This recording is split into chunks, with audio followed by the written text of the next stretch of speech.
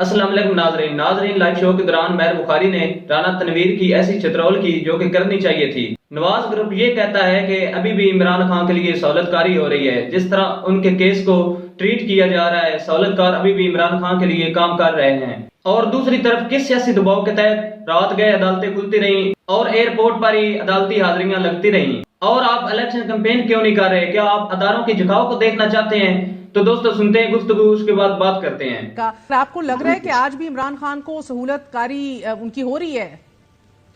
देखिए, बिल्कुल जो उसकी तरफ जो अदलिया का जो झुकाव है, जिस तरह के फैसले आ रहे हैं या जिस तरह उनको ट्रीट किया जा रहा है इमरान खान के केसेस को या उसकी ज़ात को, तो उससे तो झुकाव साफ नज़र आता है। अदलिया का झुकाव उसकी तरफ है, क्योंकि काफ़ी सारे केसेस हैं या जब भी कोई ऐसी चीज़ हुई है तो उसमें अदलिया ने उनको रिलीफ दिया है।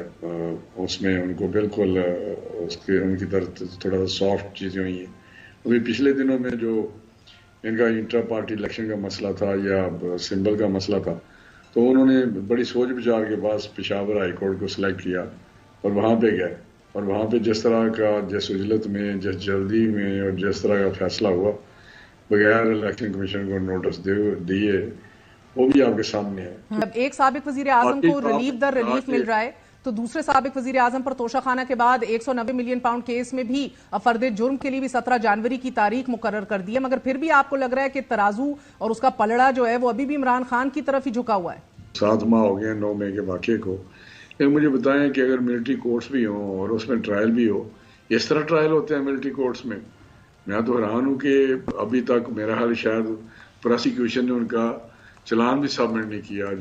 जो प्रोसीडिंग है या किसी को उधर अदालत में हाजिरी नहीं है, कोई प्रोसीडिंग शुरू नहीं हुई मिलिट्री कोर्ट्स में। मिलिट्री कोर्ट्स की कॉन्स्टिट्यूशन जो है वो भी शायद कॉन्स्टिट्यूट नहीं हुई। तो ये मैं नहीं समझता कि कोई, ये तो कभी हो ही नहीं सकता। अगर हम होते तो शायद कॉन्स्टिट्यूट भी होती मिलिट्री कोर्ट्स और हफ्ते 10 दिन 15 दिन में सजाएं भी हो जाती। राना साहब, मुझे ये नहीं समझ आ रही कि आईपीपी को एडजस्ट करने के लिए मजबूरी क्या है मुस्लिम लीग नून की? कोई मजबूरी नहीं है। तो क्यों 7 सीटों के ऊपर आप लोग एडजस्ट करने जा रहे हैं 11 सूबाई सीटों के ऊपर?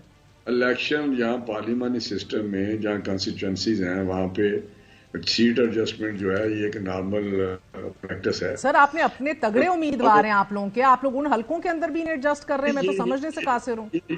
मैं ये फैसला आपने तो नहीं करना। मैं तो पूछ रही हूँ मजबूरी क्या है? फैसला तो आप लोगों का, ये मजबूरी क्या है? मेरी बात तो सुन लेना। कहाँ हम उनको अगर एक पार्टी खास करती है कि हम सीट एडजस्टमेंट करें, JUI है या MQM है या हम समझते हैं ये पॉलिटिकली हमारे लिए बेहतर होगा इलेक्शन में, तो अगर वहां पे आपको आईपीपी की जरूरत है, पॉलिटिकली आपके लिए बेहतर होगा। MQM तो हमें समझ आती है सर, और बाप भी समझ आती है बलोचिस्तान में। पंजाब तो आपका गढ़ है। इनिशियली तो आईपीपी 13 नेशनल असेंबली की और 22 प्रोविंशियल असेंबली की सीटें डिमांड कर रही थी, लेकिन अब खबरें मौसूल हो रही हैं कि जहांगीर खान तरीन को आप 149 से मुल्तान में खड़ा कर रहे हैं, अलीम खान को NA 117 में खड़ा कर रहे हैं, आज सादिक को आपने फारिग कर दिया है, आमिर कियानी को भी आप एडजस्ट कर रहे हैं इस्लामाबाद से, जो वैसी सियासत को खैराबाद कह गए थे। गुलाम सरवर को भी आप पिंडी में बाग कैंट के हल्के से खड़ा कर रहे हैं, उधर भी आप अपना कैंडिडेट नहीं लगेंगे। इसी तरह नुमान लंगड़ियाल भी साहिवाल से एडजस्ट हो रहे हैं। मैं समझने से कासिर हूं, ये क्या मजबूरी है?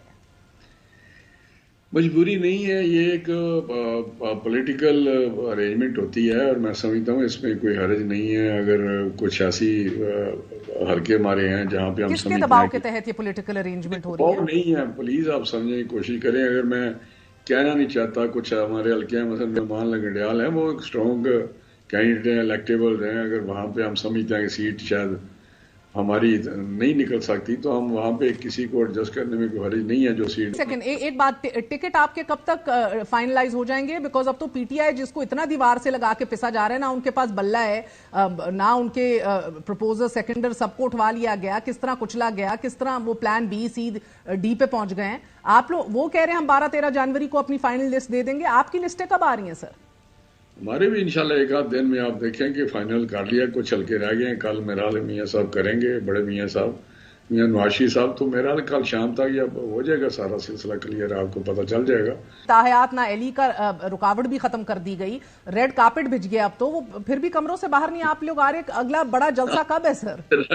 रेड कार्पेट का बहुत आप जिक्र करते हैं, लेकिन मैं एक बात बताऊं कि बरियत की बात नहीं है, बात यह है कि 13 तक ये प्रोसेस है उसके बाद इंशाल्लाह आपको नजर आ जाएगा, जो जलसे हैं उसका शेड्यूल भी नजर मिल जाएगा आपको, और सारे लीडरों का मिल जाएगा, चाहे शहबाज साहब हों या मियां नवाज साहब हों या मरियम बीबी हो, सभी आपको इलेक्शन के कैंपेन में नजर आएंगे और जलसे करते हुए सारे पाकिस्तान में नजर आएंगे। देखिए हमारी पार्टी वाज़ेह अक्सरियत से जीतेगी, आप नोट कर लें इंशाल्लाह ताला, बड़ी वाज़ेह अक्सरियत से। तो चीफ मिनिस्टर आपका ही होगा पंजाब का?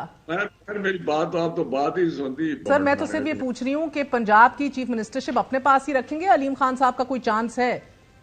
नहीं, जाहिर है आप परवेज लाई की मिसाल देते हैं, वो तो उनकी सीटें थी नहीं, वो जो पीटीआई थी वो मिनॉरिटी पार्टी थी, अक्सरियत में नहीं थी, तो उन्होंने उनको साथ मिला के लास्ट में उनको दे दी, पहले स्पीकरशिप दी। आप लोग भी दे सकते हैं ना सर, इनकी चंद सीटों के ऊपर आप भी अलीम खान को कर सकते हैं, फिर जिसको आप कह रहे हैं कि पॉलिटिकल फैसले हैं ये। मेजॉरिटी होगी तो फिर हम क्यों किसी को देंगे चीफ मिनिस्ट्री? मुझे तो दोस्तों आपने गुफ्तगू सुनी जिससे साफ साफ लगता है कि दाल में जरूर काला है। नवाज ग्रुप को जगह जगह रिलीफ मिल रहे हैं, नवाज शरीफ की तायात नैली खत्म की, हमजा शहबाज को शुगर मिल अराजी के केस में रिलीफ मिला, तो मुस्लिम लीग अभी भी बेज़िद है कि हमें प्लेइंग फील्ड नहीं मिल रही।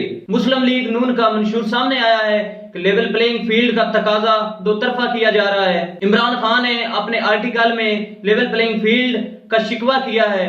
एक तरफ साबिक वज़ीर-ए-आज़म को रिलीफ दर रिलीफ मिलता जा रहा है, तो दूसरी तरफ इमरान खान को तोशाखाना केस से निकालकर 190 मिलियन पाउंड की फर्द जुर्म की तारीख 17 जनवरी मुकर्रर की गई है। तो फिर भी आप कहते हैं कि इमरान खान का पलड़ा अभी भी भारी है, इसीलिए तो आप इलेक्शन नहीं होने दे रहे। क्या आप अदारों के झुकाव से इलेक्शन कराना चाहते हैं? क्योंकि इलेक्शन के लिए आपका कोई भी ABC प्लान सामने नहीं आ रहा है, क्योंकि आपको पता है कि अवाम फैसला कर चुकी है। 8 फरवरी को अवाम वोट तो इमरान खान को ही देगी। तो दोस्तों अपनी राय का इजहार कमेंट सेक्शन में जरूर करिएगा। मिलते हैं किसी नेक्स्ट वीडियो में। अल्लाह हाफिज।